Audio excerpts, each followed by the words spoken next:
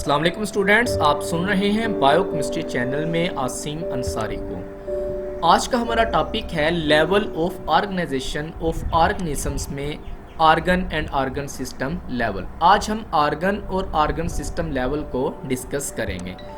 Last time हमने discuss किया था कि subatomic particles electron, proton and neutron ये आपस में मिलके एटम्स बनाते हैं। यही एटम्स आपस में जब मिलते हैं तो इनसे क्या बनते हैं, बायो एलिमेंट्स बनते हैं। हमने वहाँ पे ये देखा था कि कुदरत में पाए जाने वाले 92 एलिमेंट्स में से 16 को हम बायो एलिमेंट्स कहते हैं। ये 16 जो है इनको बायो एलिमेंट्स इसलिए कहते हैं क्योंकि ये जानदारों के अजसाम बनाते हैं, ये जानदारों के जिस्म बनाने में हिस्सा लेते हैं। इन 16 में से 6 एलिमेंट्स जो हैं ये पूरे जिस्म का 99% बनाते हैं, जिनमें oxygen, carbon, hydrogen, nitrogen, calcium और फास्फोरस शामिल हैं। इसी तरह बकिया जो 10 हैं जिनमें potassium, sulphur, chlorine, sodium, magnesium, iron, cobalt, manganese, zinc और आयोडीन शामिल है, ये पूरे जिस्म का 1% बनाते हैं। तो इस तरह ये बायो एलिमेंट्स जो हैं ये जब आपस में मिलते हैं तो इनसे क्या बनते हैं, बायो मॉलिक्यूल्स बनते हैं। तो बायो मॉलिक्यूल्स की हमने वहाँ पे 2 टाइप्स पढ़ी थी। एक आपने पढ़ा था वहाँ पे मैक्रो मॉलिक्यूल्स और दूसरा आपने डिस्कस किया था माइक्रो मॉलिक्यूल्स। मैक्रो मॉलिक्यूल्स वो होते हैं जिनका मॉलिक्यूलर वेट ज़्यादा होता है और माइक्रो मॉलिक्यूल्स वो होते हैं जिनका मॉलिक्यूलर वेट कम होता है।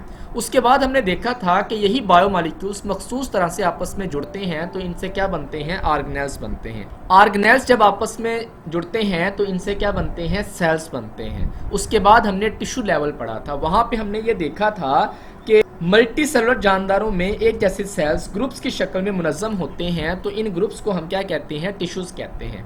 टिश्यूज़ के बाद आ जाता है ऑर्गन लेवल और उसके बाद आता है ऑर्गन सिस्टम लेवल। इसको आज हमने यहाँ पे डिस्कस करना है। तो चलें अपने टॉपिक की तरफ चलते हैं। पहले हम देखेंगे ऑर्गन लेवल के ऑर्गन लेवल क्या होता है। More than one type of tissues having related functions are organized together and make a unit called organ. आला दर्जा के मल्टी सेलुलर जानदारों में एक से ज़्यादा इकसाम के टिश्यूज़ जिनके अफ़आल एक दूसरे से वाबस्ता हों वो आपस में मिलते हैं और मिलकर क्या बनाते हैं, वो एक आर्गन बनाते हैं। Different tissues of an organ perform their specific functions and these functions collectively becomes the functions of the organ. एक आर्गन के मुख्तलिफ टिश्यूज़ अपना अपना मखसूस काम करते हैं और ये तमाम काम मिलकर आर्गन का फेल बन जाते हैं। हमने यहाँ पर यह पढ़ा कि आला दर्जा के मल्टी सेलुलर जानदारों में एक से ज़्यादा इकसाम के टिश्यूज़ जिनके अफ़आल एक दूसरे से वाबस्ता हों, जिनके अफ़आल एक दूसरे के साथ रिलेटेड हों, वो मिलकर क्या बनाते हैं, वो आपस में मिलकर एक आर्गन बनाते हैं। तो एक आर्गन की एग्जांपल हमारे पास हम सिंपलेस्ट एग्जांपल ले सकते हैं stomach. Stomach is an organ specialized for the digestion of proteins and for storing food. मैदा एक आर्गन है जो प्रोटीन्स की डाइजेशन और खुराक को ज़ख़ीरा करने के लिए मखसूस होता है। ये जो स्टोमिक है, स्टोमिक में 2 टाइप्स ऑफ टिश्यूज़ पाए जाते हैं। स्टोमिक में 2 तरह के टिश्यूज़ पाए जाते हैं। उनमें से एक हमारे पास है एपिथेलियल मींस ग्लैंडुलर टिश्यूज़ और दूसरा हमारे पास है muscular tissues. Epithelial tissues proteins की डाइजेशन के लिए गैस्ट्रिक जूस खारिज करता है। मस्कुलर टिश्यूज से स्टोमिक की दीवारें सिकुड़ती हैं जिससे खुराक पिस जाती है और स्टोमिक के पिछले किनारे की तरफ हरकत करती है। इस तरह ये दोनों टिश्यूज अपना अपना मखसूस काम करते हैं और दोनों का मजमुई काम स्टोमिक का फेल बन जाता है।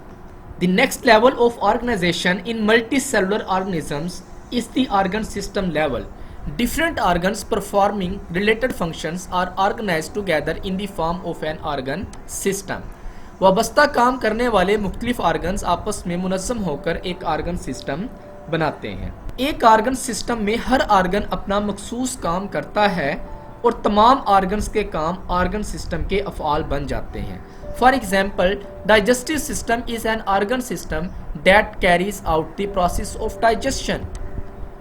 मिसाल के तौर पे डाइजेस्टिव सिस्टम एक आर्गन सिस्टम है जो खुराक की डाइजेशन का फेल सरअंजाम देता है। डाइजेस्टिव सिस्टम के फ्रेमवर्क में अहम जो ऑर्गन्स हैं उनमें oral cavity, stomach, small intestine जिसको छोटी आंत भी कहते हैं, इसी तरह लार्ज इंटेस्टाइन जिसको बड़ी आंत कहते हैं, लीवर यानी कि जिगर और उसके बाद पैंक्रियाज यानी कि लबलबा शामिल है।